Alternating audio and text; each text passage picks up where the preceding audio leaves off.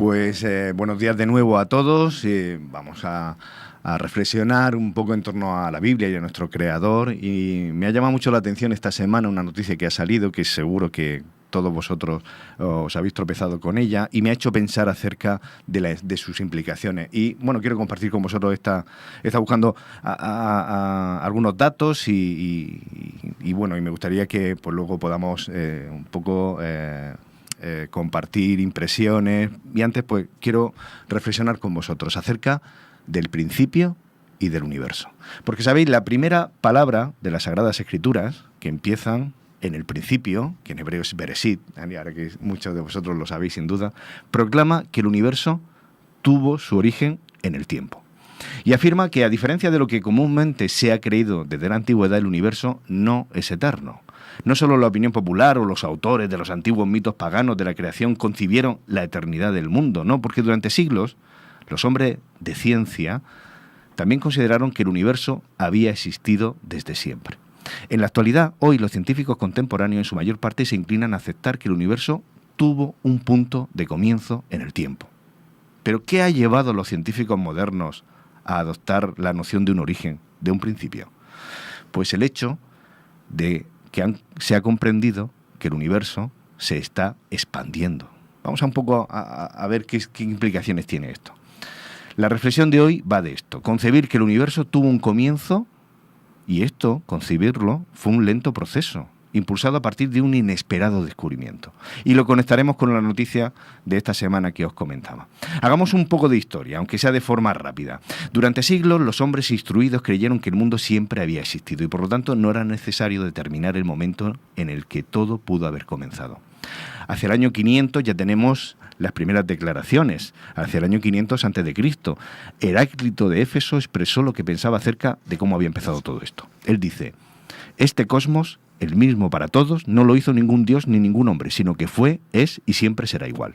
Llegamos a la persona que más ha influido en la historia, que es Aristóteles. Aristóteles razonó que todo aquello que sabemos acerca del mundo indica que el universo existió desde siempre. No había ningún tipo de evidencia que sugiriera un origen, un punto de inicio. Todo lo contrario. Lo único que veían era circularidad, la estabilidad de los cielos, eso que muchas veces decimos hoy, el ciclo de la vida. Bueno, pues todo eso parecía ser prueba de su eternidad. Y a raíz de sus observaciones, Aristóteles creyó que el universo siempre había existido de la misma forma en que hoy día lo vemos. Y concluyó que el mundo nunca tuvo un comienzo. Aristóteles, sin embargo, creía en un Dios. Pero su Dios no era el Dios de las Escrituras, un ser supremo que creó los cielos y la tierra. Para el filósofo griego se trataba de un ser divino que infundió y creó el movimiento y el orden y que había coexistido siempre con el propio cosmos. No era su creador. Estas premisas dieron lugar a que Aristóteles y muchos otros importantes pensadores y filósofos de la antigüedad concluyeran que el cosmos nunca tuvo un comienzo. Para Aristóteles no hubo un principio. La creación del mundo no existió. Y esto que parece así, vale, prevaleció durante siglos, sin divergencia. Llegamos a la Edad Media y aquí empezaron ciertas discrepancias. Y llegaron los debates entre quienes veían un universo eterno y quienes lo consideraban creado. Aquellos que abogaban por un universo eterno, pues eran los hombres de la ciencia de la época, los filósofos aristotélicos que negaban la creación. Y cómo no, empezaron a escribirse, a difundirse las ideas de aquellos que defendían la creación bíblica, en manos de rabinos judíos. Todo sin duda os sonará el filósofo cordobés Maimónides, siglo XII, afirmando que la creación del mundo es la esencia de la Biblia. Sin embargo, siguió prevaleciendo la tesis de los partidarios de Aristóteles, los que sostenían que el cosmos era inmutable, predecible y eterno, y que siempre, siempre había estado allí. Y llegó la Edad Moderna, la Reforma Protestante, el Renacimiento, y la comprensión de nuestro universo y de sus leyes físicas empezó a moverse, a cambiar de forma radical, gracias a que aparecieron figuras como Copérnico, Galileo Galilei, Kepler e Isaac Newton. Pero fue un protestante, Hans Lippershey, holandés de origen alemán, la sensación del momento, con su invento del telescopio, con el que los astrónomos fueron capaces de observar con mayor detalle el sistema solar, el movimiento de las estrellas, las misteriosas nebulosas que aparecían más allá. Y si hasta ese entonces el modelo de aceptación era el de Ptolomeo, que consideraba el universo como una bóveda celeste, como una pelota de fútbol, como una media naranja, con sucesivas y varias capas giratorias invisibles, todo esto estaba a punto de cambiar. Porque a partir de las nuevas observaciones empezó a cuestionarse este modelo tolemaico y empezó a descartarse. El mundo dejó de ser un sistema geocéntrico cerrado para empezar a concebirse como un cosmos vasto e interminable. Y cuanto más poderosos eran los telescopios, más se daba cuenta el hombre del lugar pequeño, ínfimo, que él ocupaba en el cosmos y de su asombrosa pequeñez. Sin embargo, aunque el universo era visto cada vez más inmenso, la noción de eternidad seguía inmutable. Durante el siglo XVII, XVIII y XIX, los telescopios todavía fueron incapaces de producir alguna nueva evidencia que siguiera respondiendo a esta pregunta: ¿el universo fue creado o es eterno? Con la Ilustración, la idea de un universo creado se relega al ámbito de la religión y no al campo de la ciencia. Y empieza a calar la idea de que la religión es una cosa que nada tiene que ver con la ciencia, que son entidades desconectadas la una de la otra. Así que desplazar a Dios de su función como creador del universo fue un proceso lento, pero imparable. Y tenemos a Spinoza, tenemos a James Hutton, siglo XVIII, declarando lo siguiente: por lo tanto, el resultado de la presente investigación es que no hemos encontrado ningún rastro de un comienzo del universo, ni una evidencia de su fin. No parece entonces haber necesidad en esta época de encontrar una respuesta ante la pregunta de cómo llegó a existir el universo. Lo dijo también el filósofo Bertrand Russell en el siglo XIX y XX. El universo está allí. Eso es todo. Simon Sainz también tiene esta declaración. Si el universo siempre existió, entonces no hay necesidad de explicar cómo, cuándo y por qué fue creado y quién lo creó. Los científicos se sentían particularmente orgullosos de haber formulado una teoría del universo que ya no depende de invocar a Dios. Pero si nos fijamos en el campo de la astronomía, tenemos que cuanto más penetraba el hombre en el espacio, más se apartaba de ese Dios creador. Pero todo esto fue así hasta el año 1929, cuando los telescopios divisaron, aunque fuera de lejos, el comienzo del universo. Porque con la llegada del siglo XX, los telescopios aumentaron su tamaño, aumentaron su alcance, permitieron observar los límites de nuestra propia galaxia, la Vía Láctea, y comenzó el siglo con la creencia... Mira, fijaos, comenzó el siglo pensando que todo nuestro universo, todo el universo era la Vía Láctea, que todo lo que existía estaba dentro de ella. Y el tamaño, empezaron a preguntarse ¿cómo será el tamaño? Bueno, pues llegaron a determinarlo en aproximadamente 100.000 años luz de diámetro. Ese era el universo al principio, hace poco más de 100 años. Para entonces, los astrónomos habían sido capaces de observar en uno de los límites algo que se asemejaba a una nebulosa. Y creyeron que esa nube compuesta de gas no era más que eso, una nube, y la llamaron Andrómeda. En 1923, en su observatorio del Monte Wilson y equipado con el telescopio más avanzado de la época, un hombre llamado, os va a sonar, Edwin Hubble, demostró, más allá de toda duda, que Andrómeda no era una nube de gas, es una galaxia, y una galaxia independiente. Calculó además que la distancia entre ella y nuestro planeta iba más allá de esos 100.000 años luz, 900.000 años luz aproximadamente, lo cual significó que la Vía Láctea no lo es todo, y que Andrómeda se encontraba fuera del perímetro. La revelación de Hubble de que el universo abarca mucho más que nuestra propia galaxia fue uno de esos momentos revolucionarios en la historia de la ciencia. Y a partir de ese hallazgo, el cosmos, de repente, creció de una manera exponencial. Porque desde su observatorio y con el nuevo telescopio, Hubble pudo observar y estudiar un número cada vez más de galaxias. No es que haya una, no, empezaron a descubrirse más.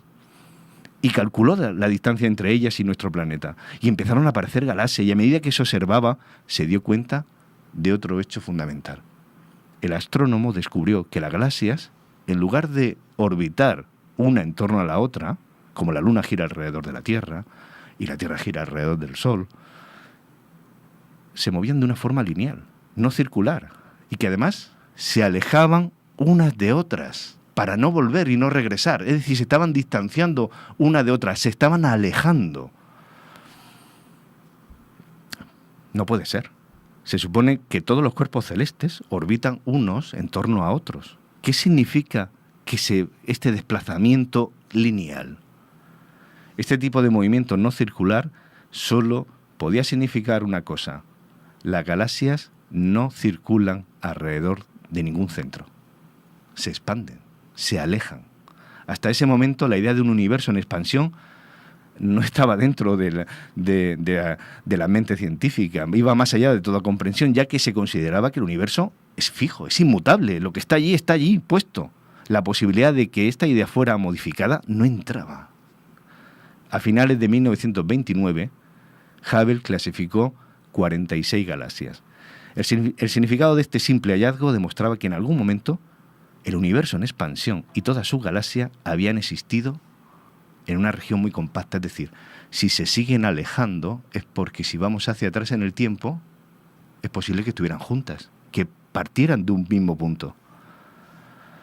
Durante los años posteriores a las observaciones de Hubble, los astrónomos, equipados con telescopios aún más potentes, lograron observar con mayor detalle el movimiento de la galaxia, sus distancias, sus velocidades, y parece que todo esto, a día de hoy, sigue respaldando la teoría de que el universo se expande.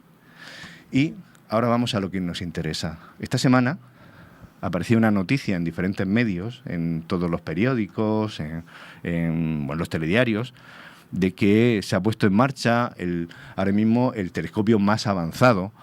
Y nosotros que hemos crecido con el telescopio Hubble, nuestra generación, resulta que ahora ha sido superado por el nuevo telescopio llamado James Webb, que está, anotad, a 1,5 millones de kilómetros de distancia de la Tierra. Y el estudio dice el titular, he cogido el titular de unos periódicos: el telescopio James Webb hace historia al presentar sus primeros retratos del cosmos.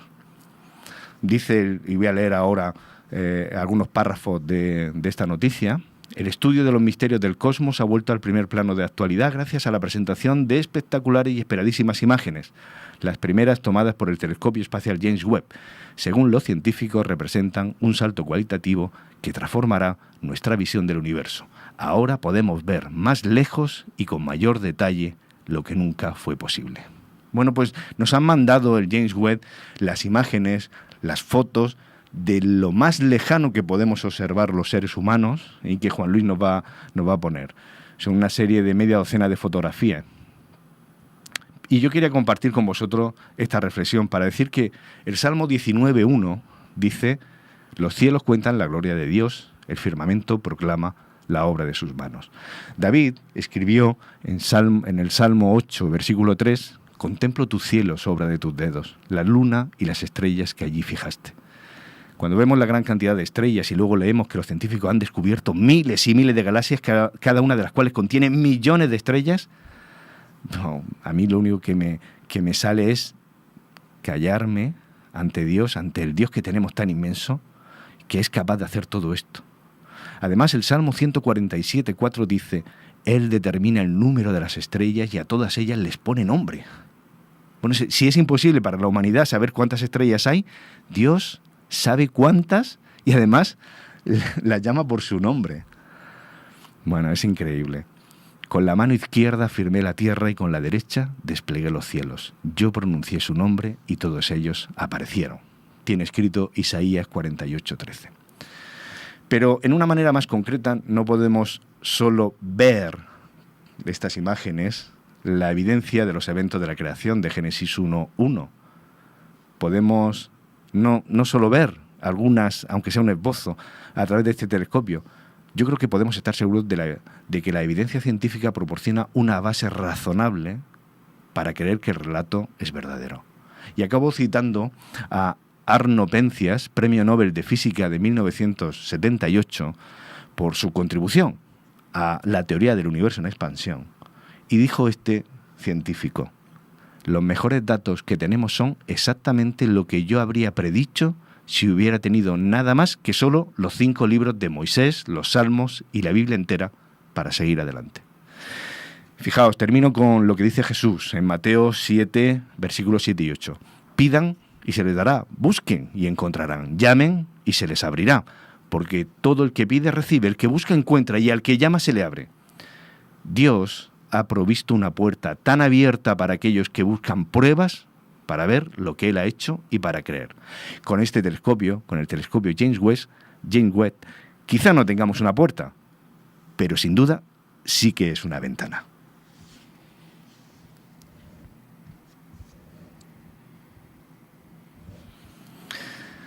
Y es lo que yo quería reflexionar, porque me llamó mucho la atención la noticia de que tenemos ahora mismo a nuestra disposición lo más lejano que podemos divisar, y es espectacular. Lo que nos espera por ver y por descubrir cuando podamos ver cara a cara a Dios me parece que es asombroso.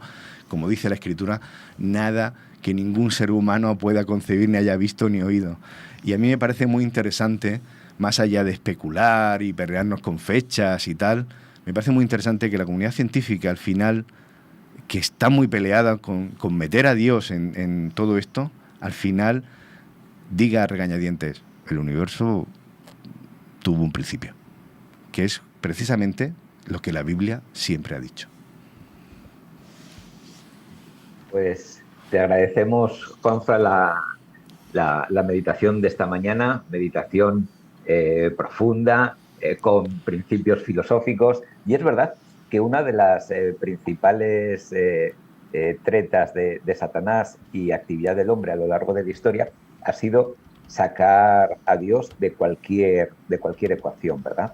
Desde la antigua Grecia hasta el Renacimiento, lo que intentaban era que el hombre fuese el centro de todo, el protagonista del todo. Y es cierto que cuando miramos los cielos, esas medidas de Polícleto, el artista griego que dijo que la medida perfecta eran 7 cabezas para el cuerpo humano, o que el movimiento del Renacimiento, que fue simplemente el poner al hombre de nuevo en el centro de todo, se quedan pequeñitas porque ves las estrellas, ves las constelaciones, ves el mismo sol, o con estas imágenes tan tremendas, y te preguntas, ¿quién soy yo?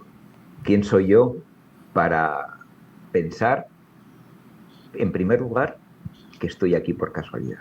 Que todo esto es casualidad. ¿Quién soy yo también en los momentos de desánimo para pensar que estoy solo? ¿Acaso no hay un creador? ¿Acaso no hay un organizador? Porque no solamente es crear, es organizar. Así que te doy las gracias, Juanfra, y abro el micrófono para que mis compañeros también muestren su asombro, la expresión que queréis decir ante tanta belleza, ante tanto poder, ante tanta magnificencia. Cuando queráis, chicos. Esther. Por el orden que queráis. Empezamos. Yo fui de las que pasó un ratito esta semana alucinando con las fotografías del James Webb porque son preciosas. Pero bueno, alucino también cuando la NASA nos envía una nueva foto, cuando, bueno, diferentes sociedades astronómicas van publicando. Ahora es una maravilla poder acceder a esto, ¿no? Pues las imágenes de todo lo que se va descubriendo. Es maravilloso. Pero también estuve alucinada bastante rato esta semana con la luna que tuvimos, tan anaranjada, ¿no? Tan rojiza. Estaba hermosísima. Era una auténtica maravilla. ¿Sabéis? Me venía a la mente también el texto de Job 38, 31 al 33. ¿Lo recordáis también? ¿Podrás tú atar los lazos de las Pléyades o desatarás las ligaduras de Orión? ¿Sacarás tú a su tiempo las constelaciones de los cielos o guiarás a la Osa Mayor con sus hijos? ¿Supiste tú las ordenanzas de los cielos? ¿Dispondrás tú de la potestad de la tierra? El ser humano no puede más que callar delante de todo esto. El propio Job dijo también en el capítulo 9, él hizo la Osa, el Orión y las Pléyades y los lugares secretos del sur. Como ser humano no me queda otra. Yo miro a los cielos y me maravillo. Y esos cielos están ahí para recordarme que hubo un principio y que el creador de todo sigue siendo Él, es Dios. Concluyo con uno de mis grandes deseos. Una de las cosas más chulas que tendré en la vida eterna será el poder pasear por ahí. Y tengo una especial predilección. Yo le voy a pedir a Dios cuando me toque ir para allá que me dé una vuelta por los anillos de Saturno, que me tienen especialmente fascinada. Yo quiero surfear por ahí. Y sé que, bueno, vamos a pasar buena parte de la eternidad descubriendo ese universo tan maravilloso. Termino con esto. Me da igual si está en expansión, si gira en círculos, si va en elipses o lo que fuere. Ya nos contará el Señor cómo lo organizó y lo único que quiero es estar allí y viajármelo todo, si puedo. Pues yo, Juanfran, te agradezco la meditación de esta mañana. Lo que pasa, a mí estos temas me limitan por mi finitud. Es verdad, mi mente es finita. Según empezabas a exponernos, yo pensaba, claro, lo más cómodo es pensar que esto estuvo siempre, ¿verdad? Pero como ser humano pensamos todo tiene que tener un inicio y un creador. Ahora, la otra posición no es más sencilla, porque en un momento Dios crea. Y todos los millones y millones de años que estuvo Dios antes de crear planificando, ¿qué hacía? Por eso digo que soy limitado por mi finitud. Porque intentar... Hay más cielos, Richard. Sí, intentar explicar aquello que no tengo capacidad de comprender es perderme de vista. Entonces, yo intento ser práctico. Y cuando, justo por mi finitud, cuando me traéis noticias así, lo que pienso es que qué Dios más maravilloso tengo. En un universo en expansión, un universo inmenso, mencionabas 900.000 años luz, que haya un Dios que se fija en mí, que haya un Dios que sea observador con lo que hago, que sea yo el objeto de su consideración, que me ame, que ponga toda su atención en mí, pues me habla de un Dios de amor. Entonces, yo no me centro en aquello que mi mente no da. Yo no llego a entender el universo, ni la eternidad de Dios, ni tantas cosas que hay gente que filosofea y está muy bien hablar por hablar, pero a mí hablar por hablar no me vale para nada. Me voy a mi parte práctica, y mi parte práctica es que Dios más grande tengo para que, siendo yo tan insignificante en un universo tan vasto, se fije en mí, me cuide y me haga sentir que me cuida.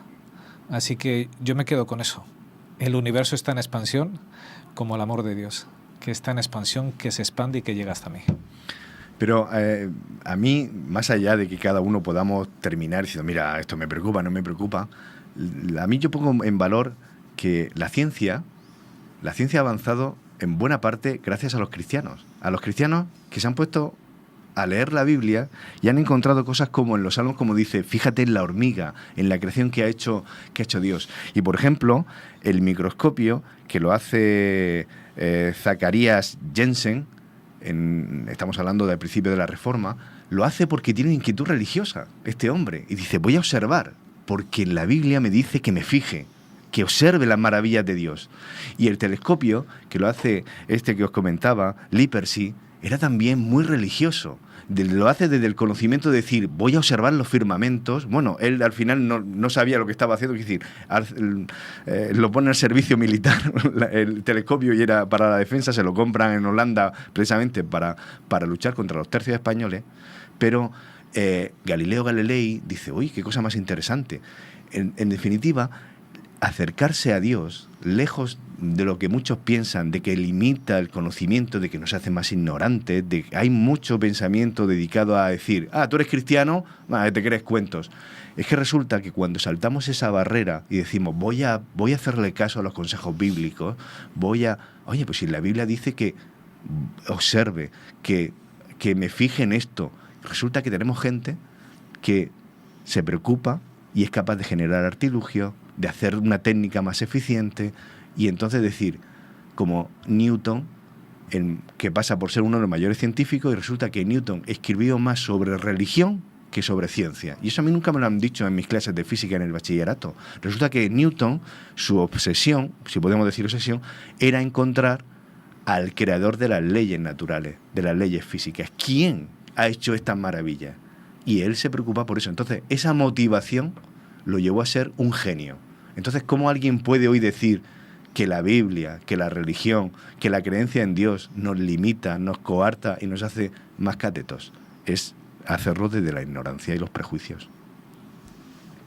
y porque durante 1200 años, pues cierta parte de la cristiandad se cuidó muy mucho de que no hubiese avances, de que, bueno, Ujú. la ciencia estuviese excluida de los conocimientos, etcétera. Entonces, yo creo que de esos polvos vienen estos lodos. Para no alargarnos más, me gustaría concluir con Apocalipsis 14:7, que dice, diciendo a gran voz, temed a Dios y dadle gloria porque ha llegado, porque la hora de su juicio ha llegado. Adorad al que hizo el cielo y la tierra, el mar y las fuentes de las aguas. Ese es nuestro Dios, ese es el que vemos en los cielos, en los inmensos cielos, pero como ahora bien decía Juanfra, en la pequeña hormiga. Y ahora, sin más, damos pasos muy agradecidos a Juanfra por este tema, a nuestro estudio bíblico.